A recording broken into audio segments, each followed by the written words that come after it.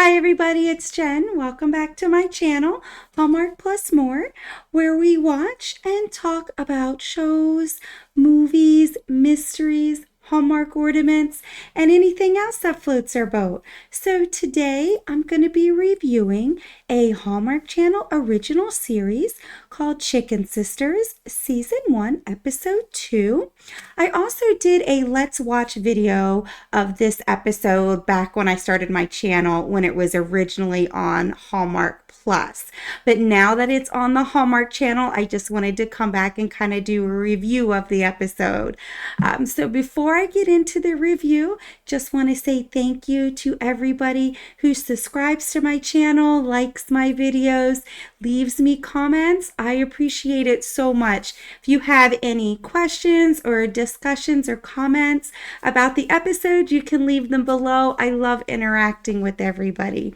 So getting into this episode, it kind of shows you what happened, in the first episode, and kind of does a recap showing that the reality show Kitchen Clash is coming to Merrimack, and it's kind of a rivalry show where the prize is bragging rights, obviously, and $100,000 reward. So in this small town, that's a lot of money. And each of the restaurants kind of have a different reason for wanting the prize money. And then it shows Gus, which is the owner of Mimi's. She agreed to do it if her daughter May would come back. And then it ends the episode with Sabrina Sky from Kitchen Class kind of showing up with her daughter in front of Mimi's. And then you see May come out. So everybody was kind of surprised May came home. So it kind of starts out this episode with the narrator, which I have to say, I love that there's a narrator because it kind of fills in the gaps and gives us more of that history. And kind of, as you're watching it and you see the expressions, you have that narrator telling you what's really going on. So I love that. I hope they keep that throughout the whole series. And I talked more in season episode 1 last week about Amanda and May growing up with Gus, who was the owner of Mimi's. You kind of saw a background of them growing up, and it kind of starts out narrating what it was like for Nancy growing up, kind of on the other side, since she's the owner of Franny's. You will probably hear me say Frankie and Franny's a lot during my videos, so bear with me. But it kind of shows how she grew up. She grew up, overhearing her parents talking, which I feel like a lot of us did as kids. You kind of overhear the adult conversations. So she kind of grew up knowing she wanted to be not a Mimi's girl. She wanted to grow up, kind of prim and proper, kind of the goody two shoes. She knew what she wanted. She wanted to be that girl. And you kind of learn more in this episode that there's more to it than what you see on the outside, right? Just because she smiles all the time doesn't mean her life is perfect. And you kind of see growing up, she didn't realize that being, a Franny girl means you're kind of silent. You're that perfect wife and mother, on the outside, but you don't really have a say, right? You support your husband, but you let them have the spotlight and you're kind of in the background running the show, but it's almost like you don't really have a voice. And I don't think she obviously knew that as a child. She was just like, I don't want to be a Mimi's girl, so I definitely want to be, a Franny's girl. I feel like as I'm watching this, I feel for Gus, who's the owner of Mimi's, even though she kind of comes across as tough. And then I kind of feel for Nancy too. I like the way they kind of show the vulnerability of these characters. So I love the actresses that play these roles. They're incredible. So that was one of the reasons what led me to look and review and watch this series was the incredible talent that they have as actors and actresses in this series. So that's kind of what led me to want to watch it in the first place. And they don't disappoint. They play their parts beautifully. So it's kind of nice. Like I said, this is only the second episode and we're kind of seeing Mimi and Franny's girls, kind of the difference of the upbringing and how they were each different. And Sabrina Sky, you go right back to where the last episode ended, and she's ready to go into Mimi's, and May's like, oh, we just painted. And you can kind of tell Sabrina, like, no, she's not telling the truth. And Gus is looking at May kind of odd. And Sabrina was like, yeah, whatever. Okay, we'll go to Franny's and film there. And from seeing the first episode, you kind of know May is probably wanting to look at the place or spruce it up because she just showed up, right? She hasn't been in Mimi's in a long time, but she knows her mom. So that was kind of the impression that I got. Like, why did you lie? Well, you probably being the snooty kind of person you are with your show sparkling and not having any clutter, you probably want to look into it first. Because remember, she's embarrassed of her family, of her upbringing, of her town. So that was my first impression. Obviously we haven't seen in Mimi's either. But while that's happening, you kind of see Amanda and Sergio off to the side. They're kind of chatting, but I don't know. I just got from the first impression from episode 1 that Sergio was kind of flirting with her, and there was some kind of chemistry that you can kind of see forming there. And they definitely keep that up in this episode. So, May tells her mom, Gus, that she's staying at the end. And her mom's like, well, Kenneth owns it. And, you later find out that May and Kenneth were best friends growing up, childhood friends. So Kenneth and Patrick own the inn now. So May was kind of excited to see her childhood friend, but also a little worried because it turns out she's the reason they're not close. Like it was really her fault on kind of how the friendship kind of fell through. And, as we get older and move on with our families and careers, you don't really keep in contact. But the narrator was basically saying May feels bad because I guess Kenneth tried to reach out and maybe May was the one who said no. But Kenneth is such a great guy and he's a great character. He saw her and kind of ran to her.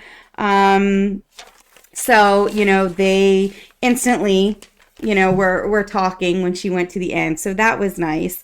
And then, I mentioned Sabrina Sky left Mimi's because of what May said. So they go to Franny's to film.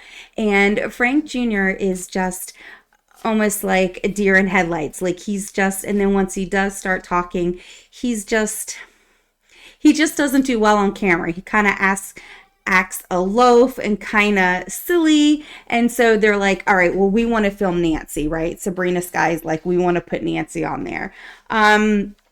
And Frank Jr. is kind of a little upset about it, right? Because remember, like I was saying earlier with the Franny's, the women aren't in the spotlight. They handle everything behind the scenes. And Nancy even tries to push to Frank Jr., but Sabrina's like, no, he doesn't go well on camera. Nancy's doing it. And she does great. She's very natural when she's on camera. But later, Frank Jr. basically,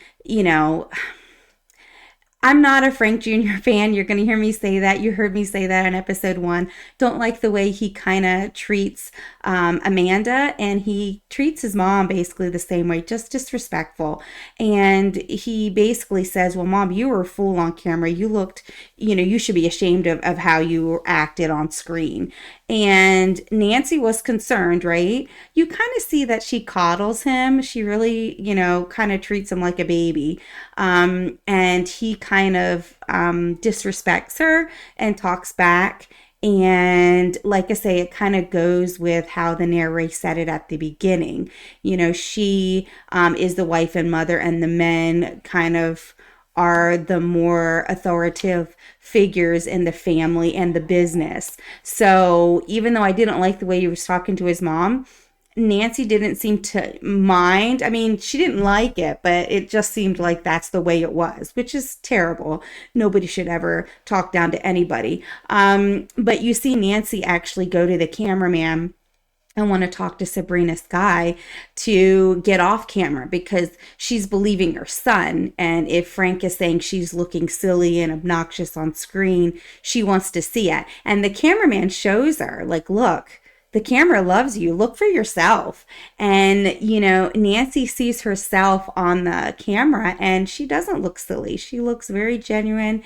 And she's like, yeah, I looked good. I did good. And it's almost like at the end of the episode, Nancy has a little bit, more confidence in herself and her performance on camera, which again just goes to show the Frank Jr. character is just kind of hurt. His ego's hurt that, Sabrina didn't want to film him and only wanted to film Nancy. So I know his feelings were hurt, but the way he kind of lashed out, I didn't appreciate. He didn't like yell or anything. It was more just disrespectful, I don't appreciate you kind of way, just like normal behavior for him. So I was just like, all right, at least at the end of the episode, Nancy got a little bit of her confidence back and she's going to be the one on screen. And then Amanda pulls, Sabrina aside and is like, just wants to talk to her. And she basically says, I know you have, my sister May. I know you guys have a history. I want to make sure we get a clean shake, so to speak, that, you're going to treat us equally since my sister. And, I think Amanda just wanted to make sure she wasn't going to be biased. And then that's kind of when Sabrina was like, yeah, I know your sister, but it's not like we're friends. I mean, this competition is going to be equal. And Amanda let something slip about her sister May, about how she worked at this restaurant called Donkeys or something like that. She had to dress up in costume and it was really kind of embarrassing for May. And this is a secret that May never really told anybody. She kind of lied to her fiance about how she got started. But she lets it slip to Sabrina Sky, not on purpose, but she kind of says, yeah, we go way back. I knew her when she was on her first job. And that's when Amanda was like, oh, you knew her when she was at Donkeys. So I don't think she meant to. I think that was just the conversation she was having with Sabrina, but she was filming it. So she has on camera, you know what I mean, Amanda telling her about May's first job. So when I saw that, I was like, oh no. Like, I love the Sabrina Sky character. That actress is amazing. She's in other Hallmark stuff. I love her. She does such a great role. Everybody really does, honestly. That's what's drawing me to the show is the acting. But I'm like, as soon as I see it, I'm like, okay, she's filming it. This is going to come back to bite Amanda. I just know it is. The sisters are butting heads, obviously, sisters. But I'm thinking in my head, at some point they're going to make up and this is going to come out and it's going to, crush them. Like, you just see it, because why else would she be taping it? And she's taping it. She's not going to use it against you. And then May even said that. May was like, let's all meet. I've been on camera before. And she kind of said that when they all met, like, hey, Sabrina's a producer. She's going to act like your best friend. She's going to try to get close to you and she's going to, get information out of you because she wants to put on a good show. And so Amanda's hearing this going, oh crap, I already gave her, ammunition towards you yesterday, but I didn't do it on purpose. So I feel like Amanda kind of feels guilty because May's even saying, like, warning everybody, be careful what you say, right? And she's trying to protect her secret too, right? Because we know May's ashamed of the town, but you kind of, look over at Amanda and she's kind of already, said too much to Sabrina Sky. So I feel like that's on the back burner, just kind of boiling. Like, that's going to come out. And Amanda even goes to Sabrina at a later date in the episode and is like, hey, can you like what I told you about May. Can you not say anything? I didn't mean to, say that to you.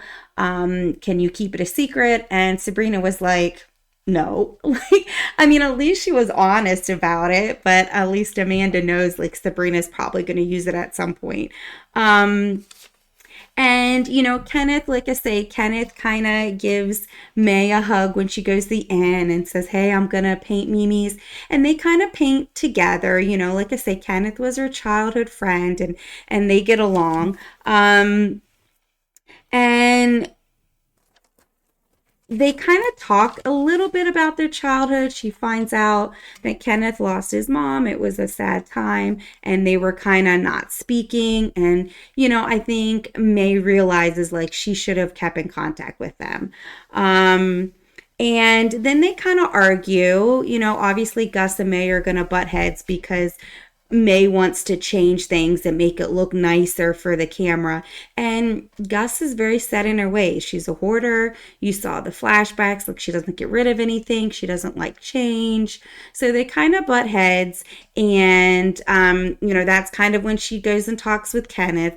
And then Gus talks to her friend that we saw from the freezer, and just kind of says, like, I'm butting heads with May. She wants to change things. So you see this person again. He seems really nice. I recognized him. I don't know his name offhand, but he's been in other Hallmark movies. So I'm sure, the Hallmark fans are going to recognize that actor too. But, he kind of tells her, hey, give her a chance. And then he says he's got a family function and he leaves. So it seems like, this gentleman friend of Gus is one of the people she can confide in. So whatever relationship she has with them, it seems like they're kind of close because Gus is not a person that talks about her feelings or anything like that. So whatever relationship this is, it seems pretty healthy for Gus, because when you first see her in episode 1, you don't think she has any friends or anybody besides Sergio, her cook. So I'm glad to kind of see that she has somebody she can talk to. And once they make up, like, they take a while, May and Kenneth painting and everything. And she makes up with her mom, Gus. And, Kenneth says, you haven't eaten. And Gus makes her chicken, which that, and again, the narrator comes on. I can't say enough about loving the narrator filling in the story. That's how Gus kind of shows her love, is her cooking, which is very common in the South. It's very common anywhere. They always say a way to a man's heart is through his stomach. A lot of people really enjoy cooking, and that's how they show their love, is through their cooking or baking. So when she started making the chicken and the beans and everything for May, I think that was Gus's way of saying, I'm sorry, this is my love. And then she was kind of bossy at the end, like, hey, we can win this. This is great chicken. And, the narrator's like, and that's how May was showing her love for Gus, is being bossy. But when she starts eating the chicken, it's actually in the opening scene. So, as part of the opening credits at the beginning of every show, you see clips. And one of those clips is of May eating chicken. And it was in this episode. And she's just eating the chicken and she's just like, oh, it's so good. So I kind of like that.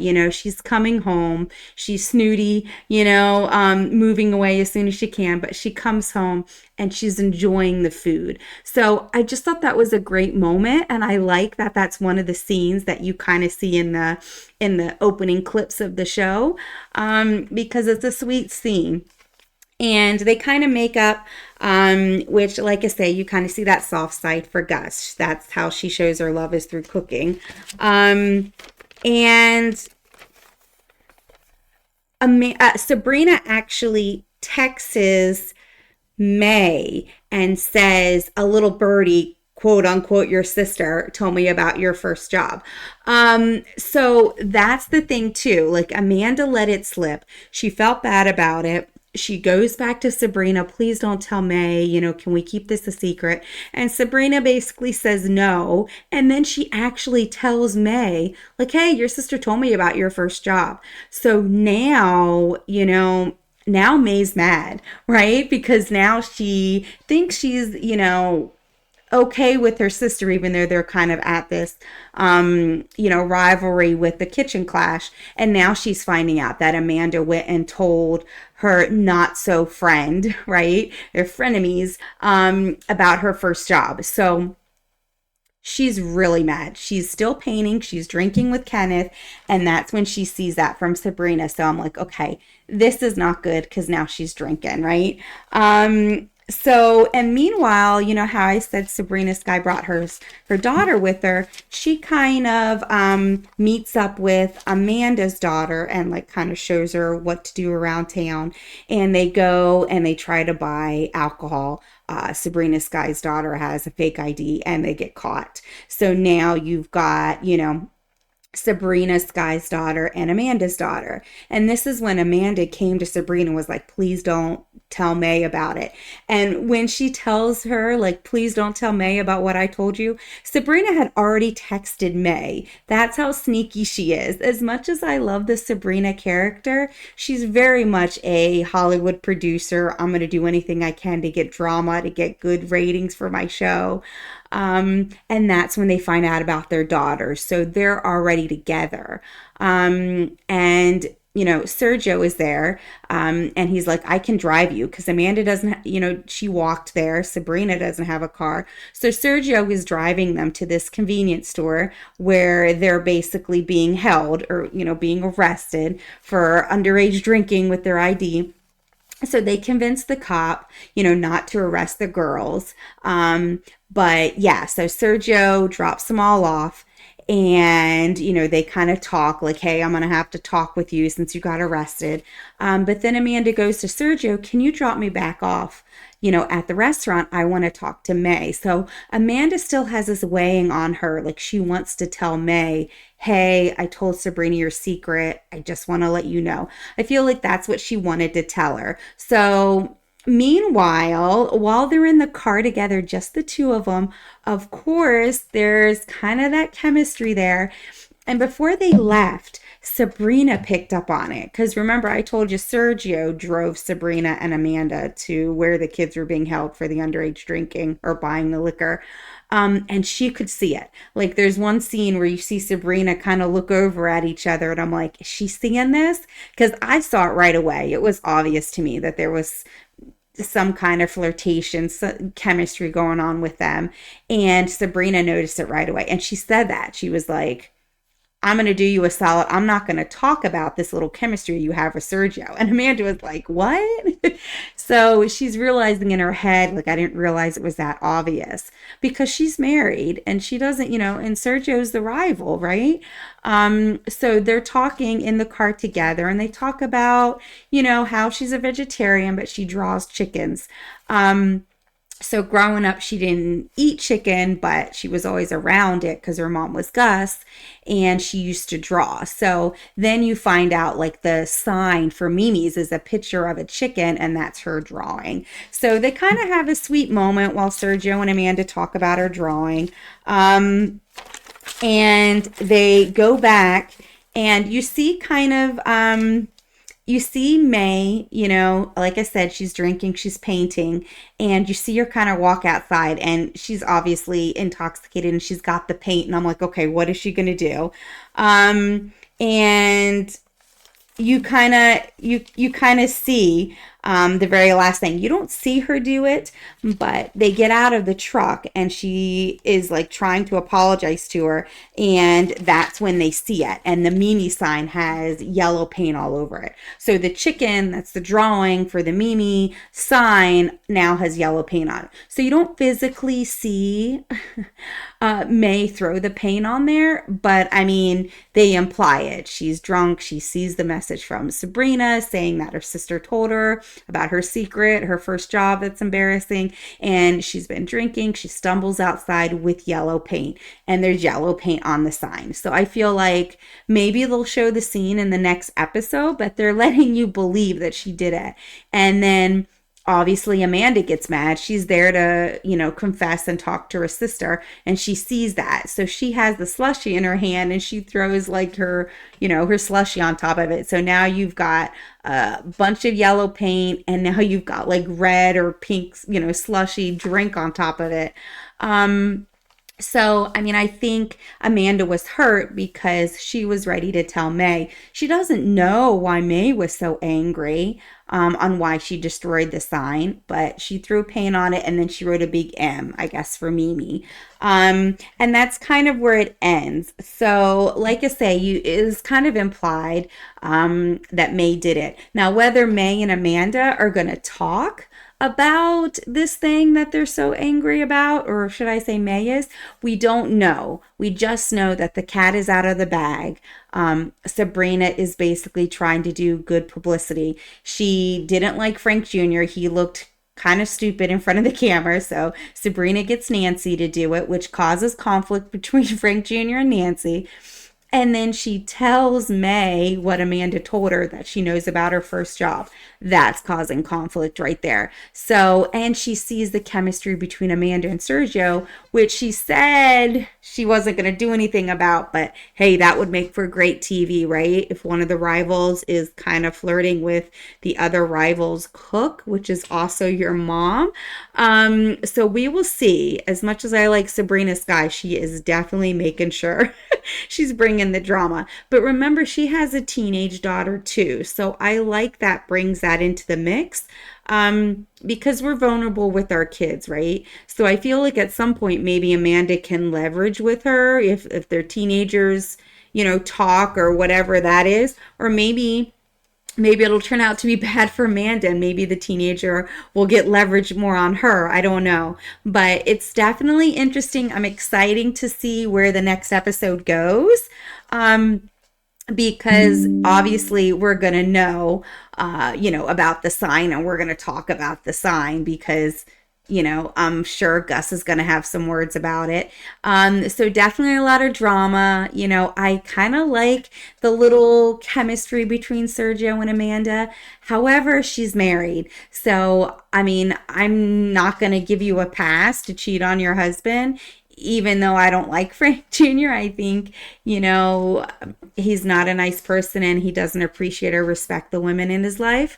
And he takes them for granted. But I'm not going to give you a blank pass to just have an affair with Sergio. But I think Sergio is a very good looking man.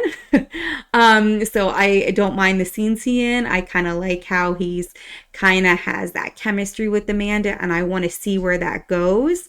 But yeah, it's definitely interesting. I thought it was a great episode. If you have any discussions or comments, you can leave them below. And until the next episode, I will see you then. Bye.